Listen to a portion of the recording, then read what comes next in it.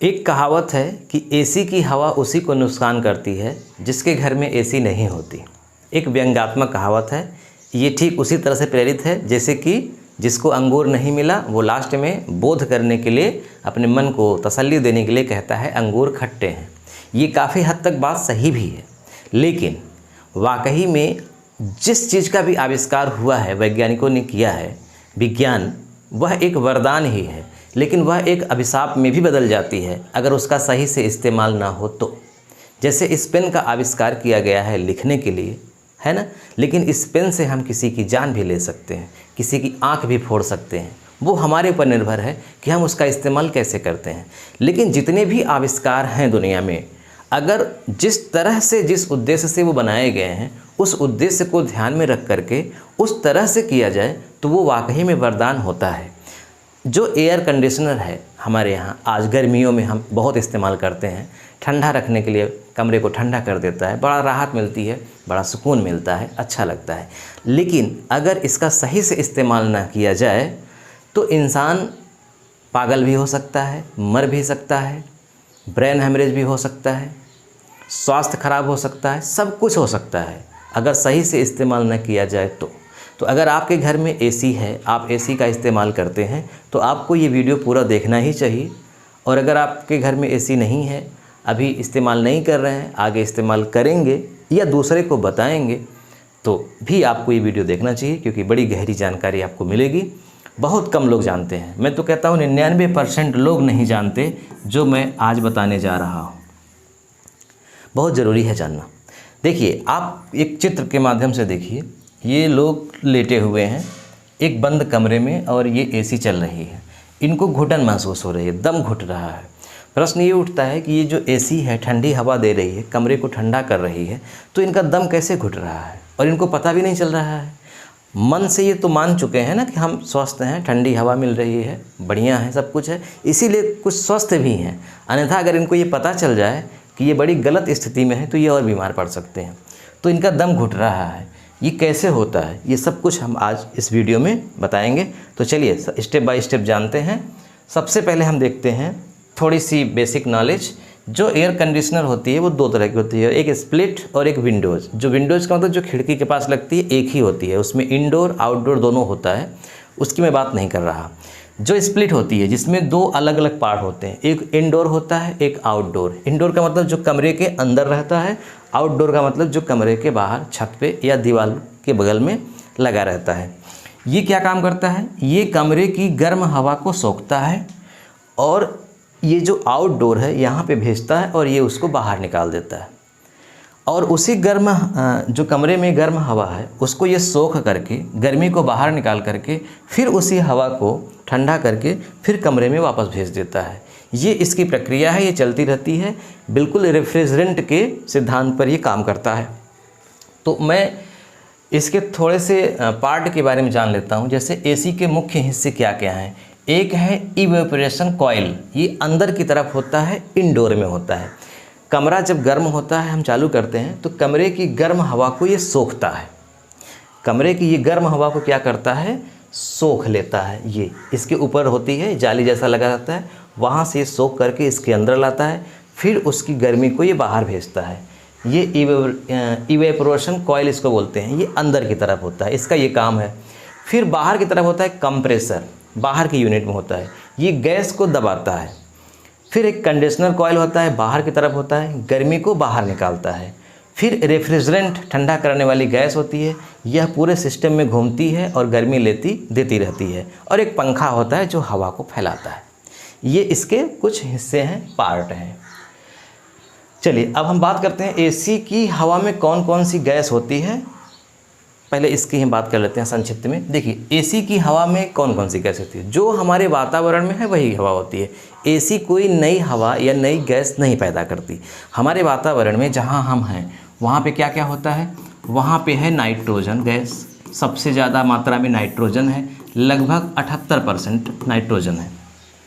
तो जाहिर सी बात है कि एसी से भी जो हवा निकल रही है उसमें, उस हवा में कौन सी गैस सबसे ज़्यादा है, नाइट्रोजन है।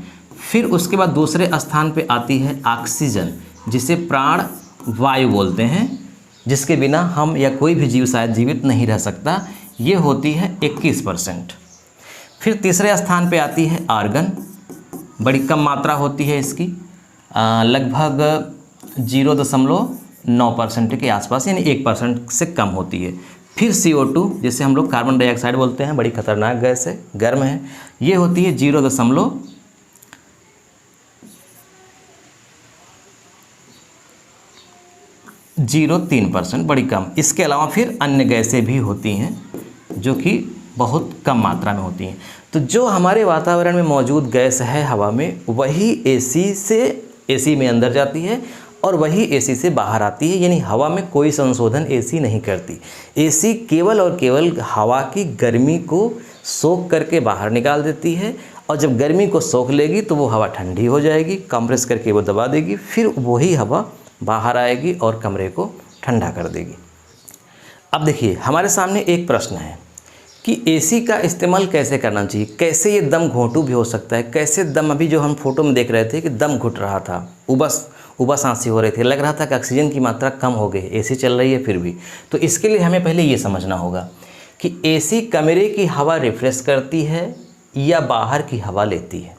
दो चीज़ें समझिए। मान लीजिए ये हम एक कमरा बना दिए, एक कमरा है ये, ठीक। अब इस कमरे के अंदर एसी लगी हुई है यहाँ पे, और इसके छत पर इसका आउटडोर कंप्रेसर रखा हुआ है। आप देखेंगे कि जब ये एसी चल रही होती है तो आप जब यहाँ पे खड़े हो जाते हैं तो आप देखेंगे कि बड़ी तेज़ी से गर्म हवा आपको छू रही है, यानी ऐसा लगेगा कि यहाँ बाहर से, आउटडोर से गर्म हवा निकल रही है। तो आपको या किसी को भी ये महसूस होगा कि कमरे की जो गर्म हवा है वो यहाँ से आकर के आउटडोर से गर्म हवा बाहर निकल रही है, और बाहर की जो ठंडी हवा है, शुद्ध हवा है, वो इसके माध्यम से, फिर चूँकि दो पाइप लगी होती है तो ऐसा महसूस होता है कि एक पाइप से बाहर जा रही है और दूसरी वाली पाइप से अंदर आ रही है, फिर वो ठंडी होकर के इस कमरे में फैल रही है। ये होता है, ये काफ़ी हद तक सही भी है, लेकिन इसमें एक बात है जो बहुत ही गलत है, जो हमें नहीं जानकारी है हमें। क्या? देखिए, ये जो यहाँ पे लिखा है ना, एसी कमरे की हवा रिफ्रेश करता है या बाहर की हवा लेता है। तो देखिए, जो एसी है वो बंद ऑब्जेक्ट में काम करता है, यानी ये बाहर की हवा को अंदर नहीं लेता। ध्यान रखिएगा, बाहर का चाहे जैसा वातावरण हो, चाहे जैसा मौसम है, उसकी हवा को एसी अंदर लेती ही नहीं है। हालांकि कुछ एसी जो नई टेक्नोलॉजी में आई हैं वो कुछ लेने लगी हैं, लेकिन बड़ी महंगी हैं अभी। जो सामान्यतः हम लोग एसी इस्तेमाल करते हैं वो बाहर की हवा अंदर नहीं भेजती। दरअसल होता क्या है कि कमरे में गर्म हवा है, उसको ये जो एसी है, इवेपोरेशन जो कॉइल है, वो इसको सोख लेता है और सोख करके इसको पाइप से बाहर भेजता है इसकी गर्मी को। जब ये बाहर जाती है इसकी गर्मी, तो जो एसी का ऊपर बाहर का हिस्सा है आउटडोर, आप देखेंगे वहाँ एक पंखा चलता रहता है, दोनों तरफ फ़ैन होते हैं, ऐसा लगता है खुला रहता है, सामने उधर भी खुला है, इधर भी। एक तरफ से गर्म हवा निकलती है और ऐसा महसूस होता है दूसरी तरफ से आ रही है बाहर, बिल्कुल। तो बाहर की गर्म हवा या ठंडी हवा, जैसी भी हवा है, वो वहाँ से आकर के जो अंदर से गर्मी भेजी गई है उस गर्मी को बाहर निकालती है। यानी बाहर की ही हवा फ़ैन के माध्यम से आउटडोर में जा कर के अंदर से निकाली गई गर्मी को वो हवा मिला करके बाहर भेज देती है। यानी अंदर वाली हवा बाहर नहीं गई और न ही बाहर वाली हवा अंदर आई। कमरे की जो गर्म हवा है वही यहाँ पे गई, इसकी गर्मी को सोख कर बाहर किया गया और फिर उसी हवा को ठंडा करके यहाँ से फिर से कमरे में भेजा गया। इससे एक बात ये सिद्ध होती है कि कमरे की ही हवा को ये एसी ठंडा कर रहा है।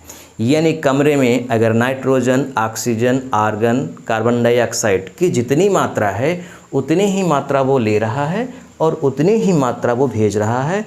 फ़र्क सिर्फ ये है कि वो ठंडी है, बस। अब देखिए, समझिए ध्यान से, कमरा है बंद, पूरी तरह से कमरा बंद है।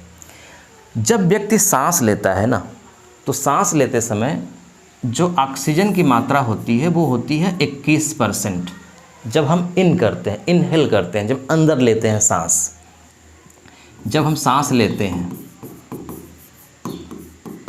लेकिन जब हम सांस बाहर छोड़ते हैं तो उसमें 16% ऑक्सीजन होता है, यानी जब हम बाहर भेजते हैं। इसका मतलब कि 5% ऑक्सीजन ख़त्म हो गई और वो 5% ऑक्सीजन किस में बदल जाती है? CO2 में।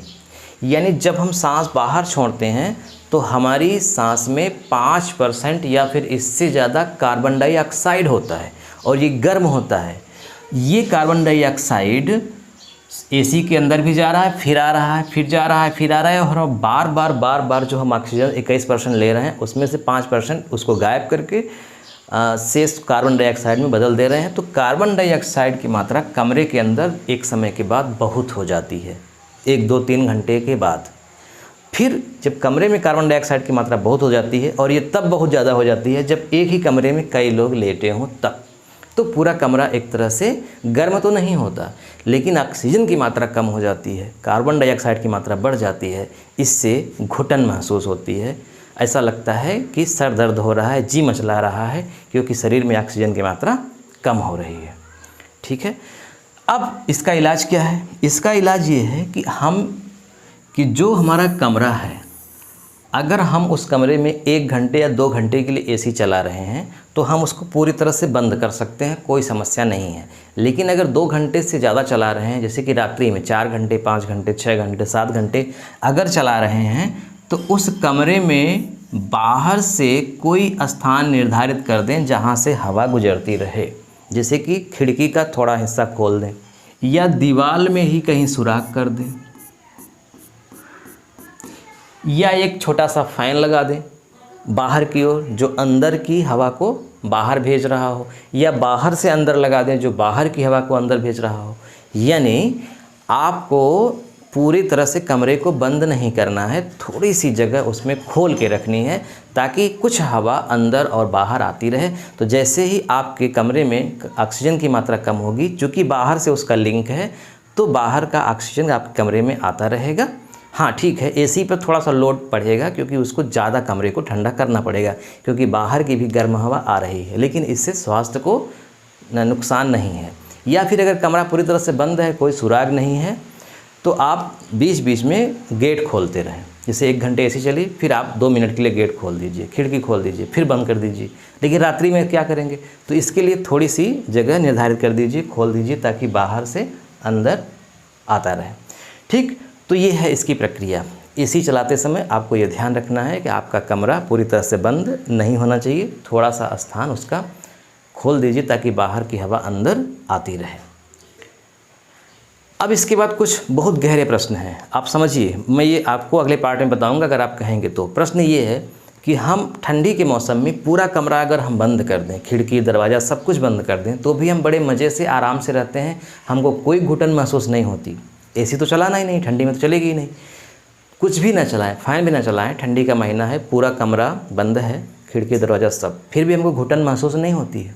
लेकिन गर्मी में अगर हम बंद कर देते हैं तो घुटन महसूस होने लगती है, जबकि उतनी ही मात्रा ठंडी में, हवा की उतनी ही मात्रा ठंडी में भी थी कमरे में और गर्मी में भी उतनी है। तो क्यों घुटन महसूस होती है? गर्मी के अलावा, गर्मी तो लगेगी ही, गर्मी के अलावा घुटन महसूस होती है।